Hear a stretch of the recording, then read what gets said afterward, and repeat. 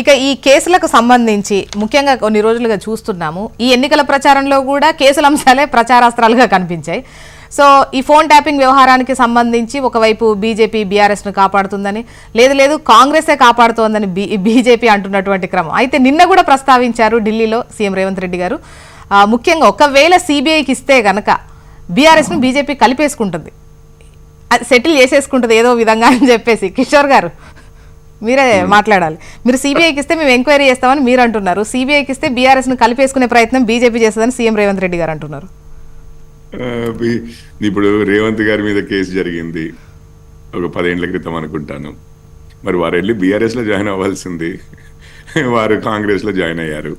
అంటే కాంగ్రెస్లో జాయిన్ అయినా కానీ మీకేమీ ఇది లేదు, ఆ పార్టీ అయినా ఈ పార్టీ అయినా మన ఇద్దరం ఒకటే కాబట్టి వరి అవసరం లేదు అని చెప్పారా మరి అప్పుడు? ఇప్పుడు ఇక్కడ కేసులు ఎదుర్కొంటున్న వాళ్ళది కాదు, బీజేపీ నైజం ఇలాంటిది అనేది చెప్పే ప్రయత్నం ఆయన చేశారు. సో మీది అయ్యో బీజేపీ నైజం, ఇప్పుడు కాంగ్రెస్ నైజము బీజేపీ నైజానికి ఇక్కడ తేడా చూడండి.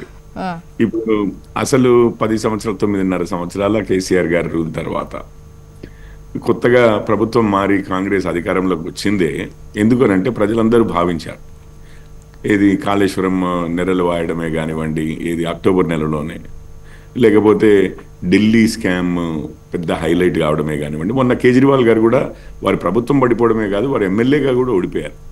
ఇట్లాంటివి ఎన్నో విషయాల్లో, ఇప్పుడు కోళ్ల దానా స్కామ్ కానివ్వండి, కోడి గుడ్ల స్కామ్ కానివ్వండి, లేకపోతే ఒకే ఆటోలోనో ఏమో 40 గొర్రెలు తీసుకెళ్లి పంచామని చెప్పి గొర్రెల పంపకం స్కామ్ గురించి కానివ్వండి, ఇప్పుడు మనకు విద్యుత్ దాంట్లో సూపర్ క్రిటికల్ పెట్టాల్సిన దగ్గర సబ్ క్రిటికల్ పవర్ ప్లాంట్లు ఈ రోజు స్టార్ట్ చేసే వాటిల్లో సబ్ క్రిటికల్ అంటే ఎప్పటికో టెక్నాలజీ, అది ఎవరో ఆర్డర్ చేసి వదిలేస్తే ఆ ఇంజన్లను మనం కొనుక్కుంటున్నామని చెప్పి వార్తలు రావడమే కానివ్వండి, ఇవన్నీ కూడా ఒక అభిప్రాయాన్ని అయితే ప్రజల్లోకి అయితే తీసుకెళ్లిపోయాయి. ఈ బీఆర్ఎస్ ప్రభుత్వము చాలా అండ్ వివిధ రకాలుగా, అంటే ఈవెన్ గ్రౌండ్ లెవెల్లో కూడా చాలా విషయాల్లో ఒక అభిప్రాయం ఏంటంటే చాలా అవినీతిమయమైంది అని చెప్పి. ఇప్పుడు ఆ రోజు మా చేతుల్లో ఉన్నది, మన రాష్ట్రంలో అయితే సిబిఐని బ్యాన్ చేశారు, ఢిల్లీలో అయితే అది యూనియన్ టెరిటరీ చేయబట్టి, అసెంబ్లీ ఉన్నది యూనియన్ టెరిటరీ చేయబట్టి అక్కడ డైరెక్ట్గా అసలు ఉన్నదే సిబిఐ ఉన్నదే first Delhi special police act అని ఒకటి ఉంటుందండి. ఆ యాక్ట్ ప్రకారమే సిబిఐ దీంట్లోకి వచ్చింది, ఆవిర్భవించింది. సో వారి ఒరిజినల్ జ్యూరిస్డిక్షన్ అది. సో ఇమీడియట్గా అక్కడ కేసులు పెట్టారు. దాని తర్వాత కవిత గారిని అరెస్ట్ చేయడం జరిగింది. వారు చాలా రోజులే నిర్బంధంలో ఉన్నారు. ఇప్పుడు ఆ కేసు ముమ్మరంగా ముందుకెళ్తోంది. ప్రజలు కూడా, ఢిల్లీ ప్రజలు కూడా డైరెక్ట్గా లేదు నిజమే, సిబిఐ అంటున్నది నిజమే, ఈడీ అంటున్నది నిజమే అని చెప్పి నమ్మారు కూడా. అండ్ మొన్న ప్రజా కోర్టులో తీర్పు కూడా వచ్చింది అరవింద్ కేజ్రీవాల్ గారికి అగేన్స్ట్గా, ఆప్కి అగేన్స్ట్గా. సో ఇప్పుడు మా విషయంలో ఈ కేసు తేలడం, శిక్ష పడడం ఇవెంత వరకేమో కానీ ప్రజా కోర్టులో మాత్రం ఆ ఇమేజ్ తెప్పించగలుగుతున్నారు. సో గెలుపోవటంలో అల్టిమేట్ గా తీర్పులాగా అయిపోయింది ఇప్పుడు. ఓకే, ఒక విధంగా ఇప్పుడు రేవంత్ రెడ్డి గారికి ఇష్టం లేదేమో మరి సిబిఐకి ఇస్తే, అరవింద్ కేజ్రీవాల్ గారు లాగా రేపు వచ్చేసారి కేసీఆర్ గారు అసలు ఈసారి రెండిట్లలో ఒక దాంట్లో ఓడిపోయారు, వచ్చేసారి అసలు ఎమ్మెల్యేగా ఓడిపోతే మళ్ళీ చాలా కష్టాలు వస్తాయి వీరిద్దరి మధ్యలో. కేసీఆర్ గారి గురించి రేవంత్ రెడ్డి గారు అంత ఆలోచించారంటున్నారా మీరు?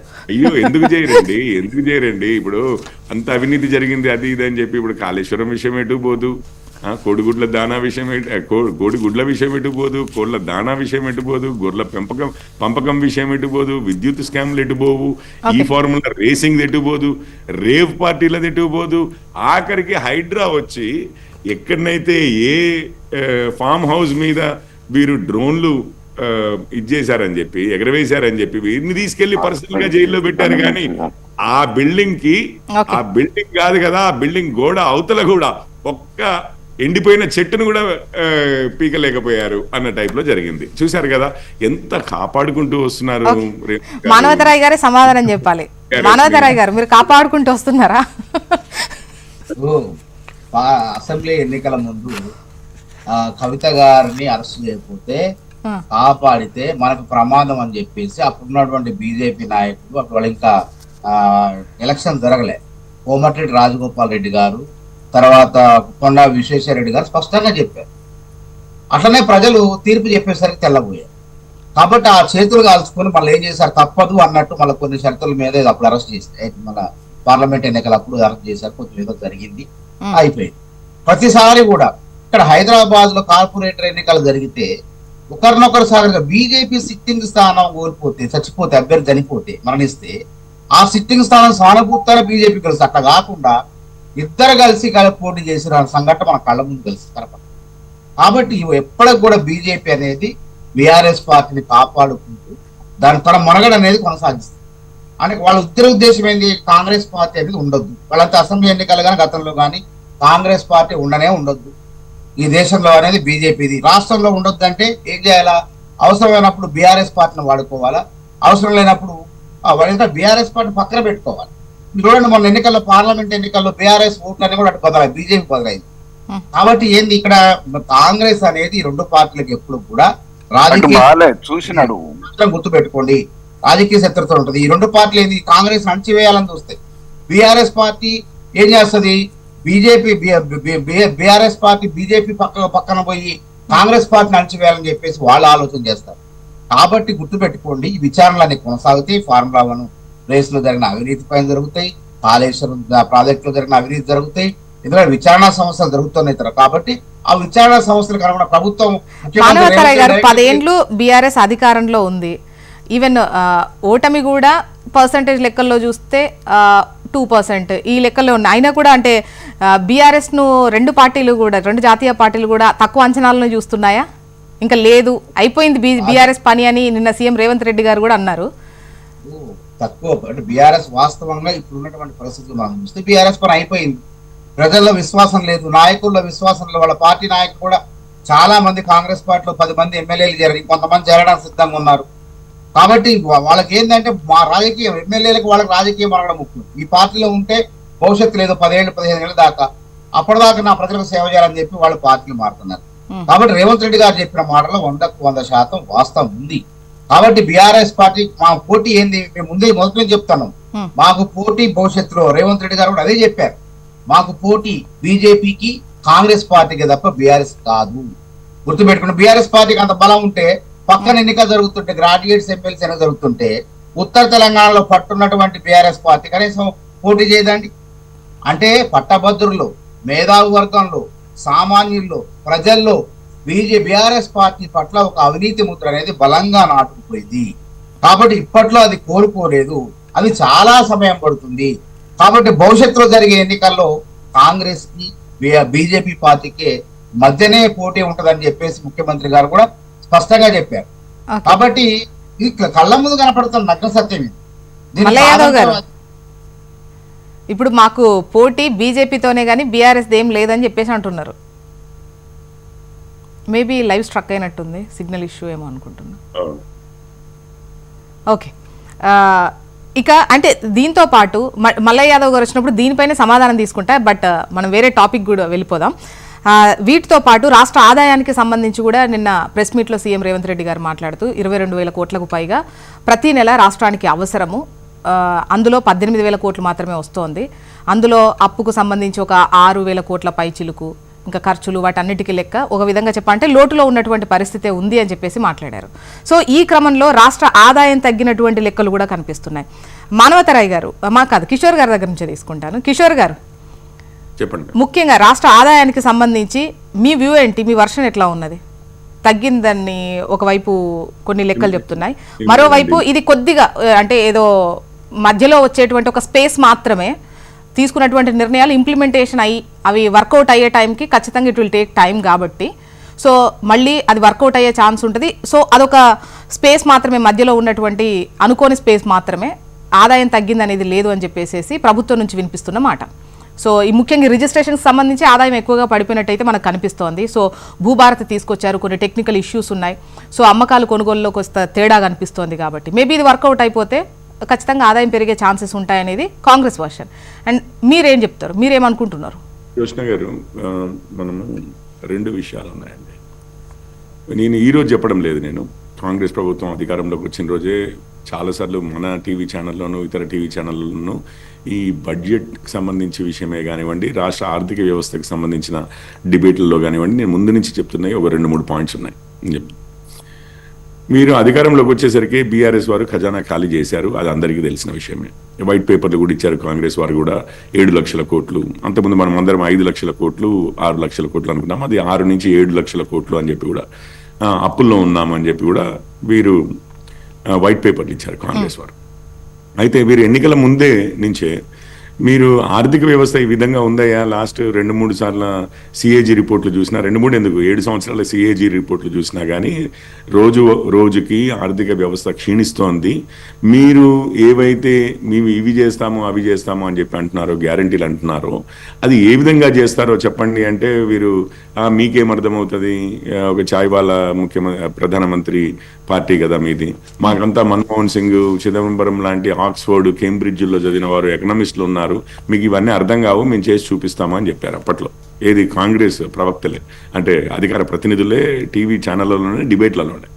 ఇక ముందే ఇంకా అసలు ఏమన్నా మాట్లాడితే మీకు మనసు లేదు, మేము ఇస్తున్నామనంటే కూడా మీరు ఎట్లా ఇస్తారు అని చెప్పి అడుగుతున్నారు అన్న మాటలు మాట్లాడారు. అయితే చరిత్ర చూడండి, ఒకటి వైపేమో అప్పులు ఉన్నాయి, ఇంకొక వైపేమో బడ్జెట్ అనేది ఒక ప్రహసనం అయిపోయింది మన రాష్ట్రంలో. సిఏజీ కూడా చాలాసార్లు చెప్పింది, వీరు ప్రతిసారి పోయిన సంవత్సరం కన్నా ఇంకా పెద్ద బడ్జెట్ ప్రవేశపెడుతూనే ఉన్నారు.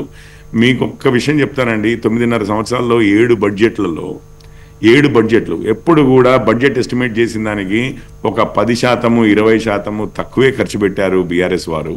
ఈ రోజు కాంగ్రెస్ వారు కూడా, నేను అంతకుముందు ఆర్టికల్ కూడా రాశాను, 25% దాకా తగ్గుతుంది.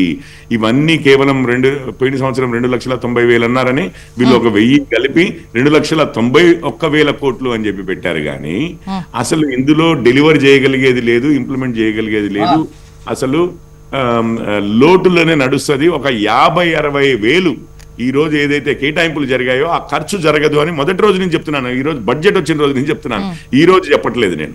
ఇప్పుడు మీరు దానికి పైగా ఏమైందంటే, అంతకుముందు 20% తగ్గుదల ఉంటే మీకు, అందుకే కేసీఆర్ గారు దళిత బంధుకి 17,700 కోట్లు ఎలకేట్ చేసి, 10,700 కోట్లు అనుకుంటాను, 17,000 కోట్లు ఎలకేట్ చేసి ఒక్క పైసా ఖర్చు పెట్టలేకపోయారు. ఎందుకంటే డబ్బు లేదు, లోటులో ఉంది. కాకపోతే బడ్జెట్లో మాత్రం పెద్ద అంకెలు చూపించాలి. ఆ రోజు హెడ్లైన్ తాటికాయలంతా హెడ్లైన్లు రావాలన్నమాట, దళితులకు ఇంత, రైతులకంతా అని చెప్పి. ఇప్పుడు కాంగ్రెస్ అదే రివాజ్ని కంటిన్యూ చేసింది. ఈ రోజు చూస్తే కూడా మీరు 2,91,000 కోట్లలో, ఒకవేళ 2,91,000 కోట్లలో వీళ్ళు 2,30,000 ఖర్చు పెట్టినా గగనం అండి. అదే చెప్తున్నారు, నిన్న 22,000 కావాలి, 18,000 కోట్లే ఉన్నాయి అంటే 180 + 36 2,06,000 కోట్లే ఉన్నాయి అని అంటున్నారు రేవంత్ రెడ్డి గారు. సో ఇప్పుడు దానికి మీదుగా ఏం చేశారు, కొన్ని అనాలోచిత చర్యల వల్ల మన రియల్ ఎస్టేట్ కూడా కుదేలైంది. ఇక లిక్కర్ విషయమా, ఇంటింటికి గల్లీకి ఒక 3-4 బెల్ట్ షాపులు వచ్చిన తర్వాత ఇక కొత్తగా అక్కడ ఆరోగ్యం పెంచేది ఏముండదు. ఇక కన్జ్యూమర్స్ చచ్చిపోవాల్సిందే, ఇంతకంటే ఎక్కువ తాగారు అని అంటే. ఇప్పటికే liver problems, hospital problems, hospitalisation, ఆరోగ్య పరిస్థితులు దారుణమైతే ఇంకా వాళ్ళని ఇంకెక్కువ దాపిస్తే చచ్చిపోతారు. మీకు రెవెన్యూ రావడం కాదు, రెవెన్యూ తగ్గుతుంది.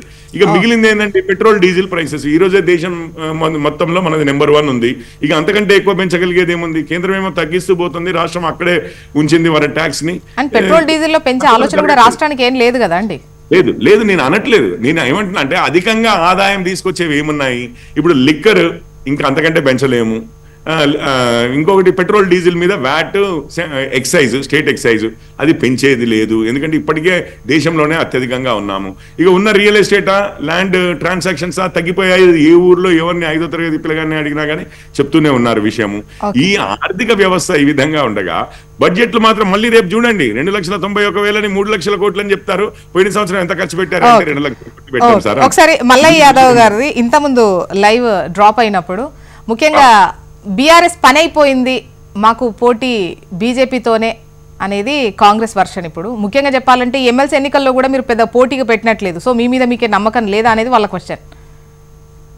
కాంగ్రెస్ పుట్టి బట్టగట్టినప్పటి నుంచి ఎన్నిసార్లు ఓటమి పాలైందండి? నామమాత్రంగా కూడా పరిమితమైంది. ఉమ్మడి మన ఆంధ్రప్రదేశ్ లో 294 సీట్లకి 23-24 సీట్లకు పరిమితమైంది. మొన్న 5 శాసనసభ్యులతోనే ఉండే ఇవాళ అధికారంలోకి వచ్చింది. అయాల 24 మంది విజయభాస్కర్ రెడ్డి గారి పీరియడ్ లో ఉన్నప్పుడు 24 మందికి పరిమితమైన కాంగ్రెస్ మళ్ళీ అధికారంలో రాజశేఖర రెడ్డి గారి కాలంలో వచ్చింది. కాబట్టి రాజకీయాలలో ఏదో ఓడిపోయినంత మాత్రాన మొత్తానికి శాశ్వతంగా అయిపోయింది అని అంటే, మరి ఇక రాజకీయంగా అవగాహన ఉండి మాట్లాడితే బాగుంటుంది. ఎందుకనంటే 14 సంవత్సరాలు ఉద్యమం చేసి ఈ రాష్ట్రాన్ని సాధించి 10 సంవత్సరాలు ప్రభుత్వాన్ని అందించి దేశంలో ఈ రోజు అనేక రకమైన పథకాలు రైతుల కోసం పెట్టినా ఇంకోటి పెట్టినా ఇవాళ మోడీ గారు కొత్తగా రైతుల కోసం డబ్బులు వేస్తున్నామని చెప్తున్నా అది ఈ దేశంలో ఎవరు ఏ ప్రధానమంత్రి ఏ ముఖ్యమంత్రి చేయకముందు కేసీఆర్ గారు చేసిన రైతు బంధు వల్ల ఇవాళ రైతులకి డబ్బులు వేసే పరిస్థితి వచ్చింది. ప్రధానమంత్రి గారు కూడా కాకపోతే మేము వేసిన స్థాయిలో వేయకపోవచ్చు. ఇవాళ వచ్చిన ప్రభుత్వం ఏం చేస్తుంది రైతుల పట్ల? 3 పంటలు అవుతున్నాయి ఇప్పటికి, ఇది 3వ పంట వరుసగా. రైతు బంధు వేసే పరిస్థితి లేదు. కాబట్టి మామూలుగా ఈ పని అయిపోయింది ఆ పని అయిపోయింది, ఎవరి పని అయిపోయింది అనేది రాజకీయ పార్టీలలో ప్రసంగాలు నాయకులు ఎట్లా వద్దు మాకు పోటీగా గట్టి పార్టీలు ఉండొద్దు అని చెప్పేసి అని అనుకుంటారు, అది వేరు విషయం. కానీ ఎవరిని గద్దెనెక్కియాలి, ఎవరి వల్ల రాష్ట్రం బాగుపడుతుంది, ఎవరి వల్ల భవిష్యత్తు ఉంటుంది అనేది ఆలోచించాల్సింది న్యాయ నిర్ణేతలు, ప్రజలు, ఓటర్లు. ఎన్నో రకాలుగా మామూలుగా మొన్నటి అసెంబ్లీలో ఎన్ని సీట్లలో డిపాజిట్లు వచ్చినాయి బీజేపీకి? 8 సీట్లలో పార్లమెంట్ గెలిపించారు. అంత మాత్రం లేకుండా పోయిందా? అంత ముందున్న సీట్లన్నీ మొన్న గెలిచినవన్నీ. కాబట్టి ఇవన్నీ ఏదో 2 సీట్ల నుంచి ఉన్న బీజేపీ ఈ రోజు 3వసారి అధికారంలో, వరుసగా 3వసారి అధికారంలో మోడీ గారి నాయకత్వంలో ఉంది. పార్టీలు అనేటివి ఒకసారి గెలిచినంత మాత్రాన మామూలుగా అదే శాశ్వతం కాదు, ఓటమి పాలైనంత మాత్రాన అదే శాశ్వతం కాదు అనే విషయం మనకు చరిత్ర చెప్తుంది. ఇవాళ కొత్త ఏం కాదు. 100% మీ వైఫల్యాలు ఏంది అనేది మేము చెప్పడానికంటే ముందు అంటే ఎమ్మెల్సీ పోటీలో కూడా మీరు నిలపడానికి ఇష్టపడలేదు కదా, దాన్ని కూడా ఇప్పుడు జరుగుతున్న అన్నిట్లలో అధికార పార్టీని నిలబెట్టిందా అండి? లేదు. ఒక నరేందర్ రెడ్డిని నిలబెట్టింది. మరి మిగతా దగ్గర ఎందుకు నిలబెట్టలే? వాళ్ళు అధికారంలో లేనప్పుడు ప్రతిపక్షంగా ఉన్నప్పుడు ఎందుకు నిలబెట్టలే? అంటే వాళ్ళకు రకంగా ఉంటది, వాళ్ళు సమర్థించుకోవడానికి ఇంకోళ్ళకో రకంగా ఉంటుందా? మరి ఒక నరేందర్ రెడ్డి ఉన్నాడా? ఇవాళ బీసీలు అని చెప్పేసి రేవంత్ రెడ్డి గారు అనుక్షణం చెప్తున్నారు 42%. మరి అక్కడ నిలబెట్టే ఆ ఒక్క అభ్యర్థిని బీసీని ఎందుకు పెట్టలే? ఓకే, మానవతరాయ్ గారు, బీసీని నిలబెట్టలేడు, మేము అభ్యర్థిని పెట్టాం. అక్కడ ఒక్కడనే కదా కనపడుతుంది. బీసీనా ఓసీనా అక్కడ రిజర్వేషన్లే లేవు. దానికి పిసిసి అధ్యక్షుడినే బీసీని చేసినాం. అంతకన్నా గొప్పతనం ఏముంది? దాంట్లో బొల్లం మల్లయ్య, కేసీఆర్ గారిని అడుగుతున్నా, కేటీఆర్ గారిని అడుగుతున్నా, బొల్లం మల్లయ్య యాదవ్ గారు విద్యార్థి ఉద్యమాలకు వచ్చిన వారు, ఉస్మానియా యూనివర్సిటీ నేపథ్యం ఉన్నవారు. వారిని బీఆర్ఎస్ పార్టీ వర్కింగ్ ప్రెసిడెంట్ చేయగలరా? యాదవ సామాజిక వర్గానికి చెందిన వారు చేస్తారా? ఆ శక్తి ఉందా? కాంగ్రెస్ లో సాధ్యం అండి ఏదైనా. ఇప్పుడు ఉపాధ్యాయ ఎన్నికల్లో మేము ఎందుకు పోటీ చేయలేదంటే ఎప్పుడు లేదు, మేము ఎప్పుడు కూడా లేదు. చూడండి చరిత్ర చూడండి. ఉపాధ్యాయ ఎన్నికల్లో ఆ సంస్థలు ఉంటాయి, పిఆర్టీయు అని, వాళ్ళ అభ్యర్థులు ఉంటారు, వాళ్ళే పోటీ చేస్తారు. అదే విధంగా కమ్యూనిస్ట్ సంఘాలు ఉంటాయి, ఉపాధ్యాయ సంఘాలు వాళ్ళే చేస్తారు.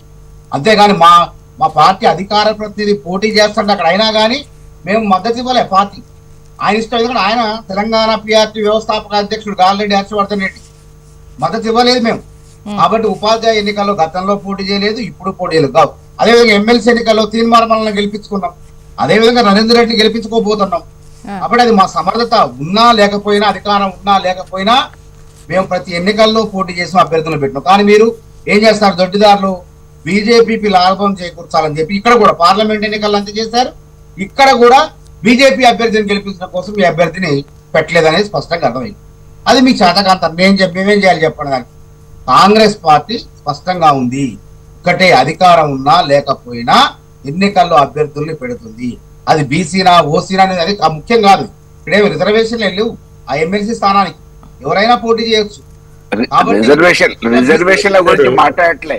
ఇప్పుడు అనుక్షణం బీసీలు అని వాదం గురించి మాట్లాడుతున్నారు. కాబట్టి ఈ వచ్చిన అవకాశం వాళ్ళకి ఇవ్వచ్చు కదా అంటున్నాం. రిజర్వేషన్ ఏమంటుందంటే మీలాంటి వాళ్ళకి బీఆర్ఎస్ పార్టీలో ఏమైనా అవకాశం ఇస్తారా చెప్పండి? కాంగ్రెస్ పార్టీ మహేష్ కుమార్ గౌడ్కి ఇచ్చింది, రేపు అంజన్ కుమార్ యాదవ్ అసెంబ్లీలో మొదటి స్పీకర్ గా మరి మామూలుగా మసూదనాచారి గారికి ఇచ్చారు. బీసీలకు అంత ముందు అవకాశాలు ఇవ్వలే. ఆదాయం విషయానికి వద్దాం. మల్లయ్య యాదవ్ గారు, రాష్ట్ర ఆదాయానికి సంబంధించి. రాష్ట్ర ఆదాయం రోజు రోజుకు పడిపోతుంది కదండి. రియల్ ఎస్టేట్ రంగం పడిపోయింది, దానికి అనుబంధంగా ఉన్న రంగాలన్నీ పడిపోయినాయి. ఈ రోజు ఏ రంగంలో ఆదాయం వచ్చే వనరులు లేవు. హైడ్రా పేరు మీద, మూసీ పేరు మీద ప్రజలు ఈ రోజు రియల్ ఎస్టేట్ కొనాలనంటే హైదరాబాద్ లో భయపడే పరిస్థితి ఉంది. అమ్మకాలు మొత్తం పడిపోయినాయి, 20%, 15% పడిపోయినాయి. ఆల్రెడీ మొదలు పెట్టిన వాళ్ళు ఈ రోజు ఇక్కడి నుంచి, ఇంతకు ముందేమో వేరే రాష్ట్రాల నుంచి ఇక్కడికి వచ్చి హైదరాబాద్ పెరుగుతున్న నగరం అని చెప్పేసి బిల్డింగ్ కన్స్ట్రక్షన్ యాక్టివిటీలో కానీ రియల్ ఎస్టేట్ లో కానీ స్థిరపడ్డ వ్యాపారస్తులందరూ ఈడ హైదరాబాద్ పరిస్థితి బాగాలేదని చెప్పేసి వేరే రాష్ట్రాలకు తరలిపోతున్నారు. మనం చూస్తూనే ఉన్నాం. ఇవాళ చెప్పుకోదగ్గ వ్యాపారాలు ఏమి లేవు. మన సంక్రాంతి పండుగ అయితే ఒకళ్ళు చూసుకునే పరిస్థితికి అడుగొచ్చింది. ఇంతకుముందు ఊర్లలో పండగ వాతావరణం ఉంటుండే, వాతావరణం పండగలేనంటే లక్షల రూపాయలు ఖర్చు పెట్టిన ఊర్లలో ఈ రోజు 1000 రూపాయలు ఖర్చు పెట్టాలంటే ఇబ్బంది పడే పరిస్థితి, ఆర్థిక రొటేషన్ లేక. కాబట్టి ఒకదానికోటి అనుబంధమైన ఇవాళ పంట పొలాలు వేసుకుంటే పెట్టుబడి లేక, రైతు బంధు రాక, వేసిన ప్రైవేటు మార్కెట్ లో వేసే డబ్బులు రాక ఇబ్బంది పడుతున్న రైతులు కోకొల్లలండి. ప్రభుత్వం నుంచి బోనస్ అని అన్నారు. బోనస్ ఏడొచ్చింది? మొదటి దఫాలో వేసిన వాళ్ళకి వచ్చినాయి. ఇంకా లక్షలాది మంది రైతాంగానికి కొన్ని వేల క్వింటల్ల టన్నుల ధాన్యానికి బోనస్ రావాలి. కాబట్టి ఒకవైపు మార్కెట్ ధర లేదు, రెండో వైపు యూరియాకు కొట్లాడుకుంటున్నారు, మనీ సర్క్యులేషన్ లేదు. ఆదాయ వనరులను సృష్టించుకోవాల్సిన వాళ్ళు ఆదాయ వనరులు సృష్టించకుండా తెలంగాణ అప్పులలో ఉంది అని వీళ్ళే చెప్పుకుంటూ వస్తున్నారు. ఎవడు ముందుకు వచ్చే పరిస్థితి లేదు. కాబట్టి ఇటువంటి పరిస్థితులలో మామూలుగా ఆదాయ వనరులు పెంచుకోవాల్సిన ప్రభుత్వం ముందస్తు జాగ్రత్తలు లేకుండా, ముందస్తు జాగ్రత్తలు పడకుండా వచ్చే ఆదాయాన్ని గండికొట్టడానికి అనేక రకమైన షరతులు పెడుతుంది. హెచ్ఎండిఏ పరిధిలో కన్స్ట్రక్షన్ తీసుకోవాలంటే, పర్మిషన్ తీసుకోవాలని అంటే ఎన్నిసార్లు ఆఫీసుల మధ్య తిరిగినా కనీసం ఇచ్చే పరిస్థితి లేదు. వాళ్ళ సొంత కండిషన్స్ ఎక్కువైపోయినాయి. ప్రభుత్వ నియమ నిబంధనల కంటే సొంత కండిషన్స్ ఎక్కువ అయితే వాటిని ఫుల్ఫిల్ చేయలేక ఇక ఈడ హైదరాబాద్ మనం ఇవాళ వ్యాపారం చేయలేము అనే పరిస్థితికి చేతులు చేసిన పరిస్థితి వచ్చింది. కాబట్టి రాను ఇంకా మళ్ళీ వెనక్కి తీసుకుపోతున్నారు తెలంగాణని. ఆదాయ వనరులు లేక ఇబ్బంది నిలబెట్టుకోలేదు. మానవతరాయ్ గారు, రాష్ట్రానికి అప్పులున్నాయి, మీరు కట్టాల్సిందే. సో అప్పులతో పాటు మీరు వచ్చిన తర్వాత ఆదాయం తగ్గింది అనేది అది కట్టాలి. ఒకవైపు ఆదాయం తగ్గింది, ఇచ్చినటువంటి హామీలు అమలు చేయాలి. పెద్ద టాస్క్ ఉంది మీ ముందు. ఇచ్చిన 10 ఏళ్ల కాలంలో రాష్ట్రాన్ని అప్పుల ఊబిలో ఉన్న రాష్ట్రాన్ని అభివృద్ధి పదం నడిపేందుకు మేము ముఖ్యమంత్రి గారు రేవంత్ రెడ్డి గారు అహర్నిశలు శ్రమిస్తున్నారు.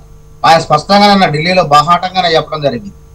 ఇవాళ 6500 కోట్లు బీఆర్ఎస్ పార్టీ చేసినటువంటి అప్పులకు వడ్డీలు చెల్లిస్తాం, 6500 కోట్లు జీతభత్యాలకు చెల్లిస్తాం.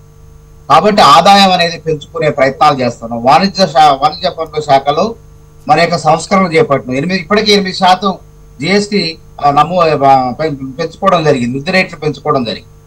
కాబట్టి ఇక్కడ పేద ప్రజలపై పన్నుల భారం వేయం, ఎక్కడ వేయాలో వేసి రాష్ట్ర ఆదాయాన్ని ఇంకా మరింత 22,000 కోట్లకు పెంచేసి ఇంకా సమర్థవంతంగా ఈ రాష్ట్రాన్ని అభివృద్ధి చేయాలనే దృక్పథంతో ఈ రాష్ట్ర ప్రభుత్వం అనేది ముందుకు పోతుంది. కాబట్టి మానవతరాయ్ గారు, జనవరి కాగ్ రిపోర్ట్ లో రాష్ట్ర ఆదాయం తగ్గినట్టు కనిపించింది కదా. సరే, ఆదాయం తగ్గిందంటే దానికి అనేక కారణాలు ఉండొచ్చు. కాబట్టి అందుకే దాన్ని పెంచుకునేటువంటి మార్గాలు అన్వేషిస్తున్నాం. కాబట్టి అందుకే ఆదాయం తగ్గిందని అంటే మనం దానికి ఇప్పుడు మన బడ్జెట్ లో కొనుగోలు, కొంత ప్రజలు కొనుగోలు చేయకపోవచ్చు, లేకపోతే రిజిస్ట్రేషన్ చేసుకోకపోవచ్చు, కొంత ఆలోచన ఉండొచ్చు. కాబట్టి మనం దాన్ని పెంచే విధంగా ప్రయత్నం చేస్తాం, ప్రభుత్వం ప్రయత్నం చేస్తుంది ఏ రకంగా చేసి వృద్ధి చేయాలనేది. అందుకే ఇప్పటికే వాణిజ్య పన్నుల శాఖలో 8% అనేక సంస్కరణలు చేపట్టి 8% వృద్ధి రేటు నమోదు చేసుకోవడం జరిగింది. కాబట్టి 22,000 కోట్ల రూపాయల నెలకు వచ్చేటువంటి ఆదాయం సమీకరించుకుంటే మనకి ఏ రకమైనటువంటి ఇబ్బందులు ఉండవు. ప్రజలపై భారం పడకుండా మళ్ళీ ముందే చెప్తున్నాం, ప్రజలపై ఎటువంటి భారం పడకుండా 18,000 కోట్ల నుంచి 18,500 కోట్ల నుంచి 22,000 కోట్ల వరకు ఆదాయాన్ని పెంచుకుంటూ. అయితే మొన్న కాగ రిపోర్ట్ కు మీరు అంటే పొందుపరిచినటువంటి అంశాల్లో ముఖ్యంగా ఈ రిజిస్ట్రేషన్స్ కు సంబంధించే బాగా పడిపోయింది, వచ్చేటువంటి ఆదాయం రాలేదు పెద్ద ఎత్తున అనేది ఒకటి వివరాలు ఇచ్చారు. రిజిస్ట్రేషన్స్ అంటే ప్రభుత్వం పడిపోయిందంటే మరి కొనేవాళ్ళు లేనప్పుడు మనం ఏం చేస్తాం చెప్పండి. ప్రజలు కొనేవాళ్ళు, రియల్ ఎస్టేట్ వ్యాపారులు వాళ్ళు దాన్ని సాగినప్పుడు మనం ఏం చేస్తాం చెప్పండి. ప్రభుత్వం అయితే మధ్యవర్తి అంటే నమ్మకం పోగొట్టారంటున్నారు. నమ్మకం అనేది కాదు తప్పు, నమ్మకం అనేది పోదండి. గుర్తుపెట్టుకున్న హైదరాబాద్ గాని తెలంగాణ గాని తరతరాలుగా ఈ బ్రాండ్ అనేది, ఇమేజ్ అనేది, ఈ నమ్మకం అనేది ఉంటదండి. ఇవాళ మనం ఉన్నంత మాత్రాన తగ్గటం, ఇంకోటి ఉన్నంత మాత్రం పెరగటం అనేది ఉంటది. ఉత్త మాటలేదు. ఇంకా మాట్లాడితే మేమే హైదరాబాద్ నిర్మించమంటారు బీఆర్ఎస్ వాడు. కేసీఆర్ గారికి నేనే చార్మినార్ కట్టాను, కులీ కుతుబ్ షా పోయిండు, హైదరాబాద్ నగరాన్ని నిర్మించిన ఆయన వెళ్ళిపోయిండు. కేసీఆర్ గారు నిర్మించారు భాగ్యనగరాన్ని, కేసీఆర్ గారు హుసేన్ సాగర్ కట్టారు అన్నట్టుంది కథ ఇదంతా. కాబట్టి ఇది కాదు, హైదరాబాద్ అనేది సహసిద్ధమైనటువంటి చక్కని వాతావరణ ప్రదేశం ఇది. ఇక్కడ ధరలు పెరుగుతాయి తప్ప, పెరుగుకుంటూ పోదు తప్ప, విలువలు పెరుగుతాయి తప్ప తరగటం అనేది ఉండదు, గుర్తుపెట్టుకోండి. కాబట్టి కొంత కొనుగోలుదారులు కొనేవాళ్ళు కొంత జాప్యం జరిగింది అంతే తప్ప. అయితే ఇంతకుముందు కిషోర్ గారు ఇదే విషయానికి మాట్లాడుతూ ఈ హైడ్రా, మూసి వీటన్నింటి వల్ల కాస్త భయం ఉంది జనాల్లో, ముఖ్యంగా హైదరాబాద్ కు సంబంధించి చెప్పండి. ప్రభుత్వ భూములు ఆక్రమించుకుందాం, ప్రభుత్వ భూములను పెట్టి అమ్మేసి రియల్ ఎస్టేట్ వ్యాపారం లాభాల పొందుతూ చూస్తూ ఊరుకుందాం చెప్పండి. ప్రభుత్వ భూములు కబ్జా కాకుండా ఆపే ప్రయత్నమే హైడ్రా. దాని ముఖ్యమంత్రి గారు కూడా స్పష్టంగా చెప్పారు, హైడ్రా అనేది ఆగలేదు, దానివల్ల చాలా కబ్జాలు ఆగిపోయినాయి. ప్రభుత్వ భూమిని 100 ఎకరాలు స్వాధీనం చేసుకున్నాం. కాబట్టి ప్రభుత్వ భూములు పరిరక్షించడం హైడ్రా మూలంగా. హైడ్రా అనేది లేకపోతే ఇక్కడనే అమాయకుల్ని ప్రభుత్వ భూముల్లో అపార్ట్మెంట్లు కట్టేసి, ఆ అనుమతులు చెరువుల్లో అపార్ట్మెంట్లు కట్టేసి ప్రజల్ని జీవితాలను కొల్లగొట్టే ప్రయత్నం చేస్తారు. కాబట్టి అది ఆగిపోయినాయి. ప్రజల్లో కూడా ఒక చైతన్యం వచ్చింది, ఎక్కడ కొనాలి, ఏ ప్రాంతాల్లో కొనాలి, ఏ జాగాలో కొనాలి, ఏ అపార్ట్మెంట్ కొనాలని చెప్పి ప్రజల్లో కూడా చైతన్యం వచ్చింది హైడ్రా ద్వారా. లేకపోతే అది ఎప్పటికైనా ప్రమాదమే కదా. ఇవాళ ఈ ప్రభుత్వం ఉండొచ్చు, రేపు ఇంకో ప్రభుత్వం ఉండదు, లేదా ప్రకృతి వైపరీత్యం రావు. చెరువులో ఇల్లు కడితే రేపు పొద్దున వరదలు వచ్చి మునిగిపోవా, కూలిపోవా చెప్పండి. కాబట్టి ప్రకృతి ప్రజల్ని కాపాడేందుకు మేము అనేక రకాలుగా ప్రయత్నించినాం. అది గుర్తుపెట్టుకోండి. హైడ్రా అనేది ఆగలేదు, హైడ్రా వల్లనే మంచి జరుగుతుంది హైదరాబాద్ అనేది మా అభిప్రాయం. జోష్ణ గారు, ఆ విషయం ఎత్తింది బొల్లం మల్లయ్య యాదవ్ గారు, కానీ నేను కూడా సహమతిస్తున్నాను. అది గ్యారంటీగా యాడ్ చేసింది. ఇప్పుడు హైడ్రా అనేది మా ఇంటి పక్కనే 2 చెరువులు, రంగనాథ్ గారు 130 పేజీలది 150 చెరువులు ఆక్రమితమయ్యాయి అని చెప్పి ఇచ్చారు. మా ఇంటి పక్కనే 2 ఉంటాయి, 2 ఉన్నాయి. అందులో దాంట్లోనే పూర్తిగా ఆక్రమితం అయిపోయింది అని చెప్పి రంగనాథ్ గారు చెప్తున్నారు. చెప్పినది ఆ రిపోర్ట్ వచ్చిన రోజు, ఆ PDF ఇచ్చిన రోజు, ఇది కొద్ది నెలల క్రితం అండి.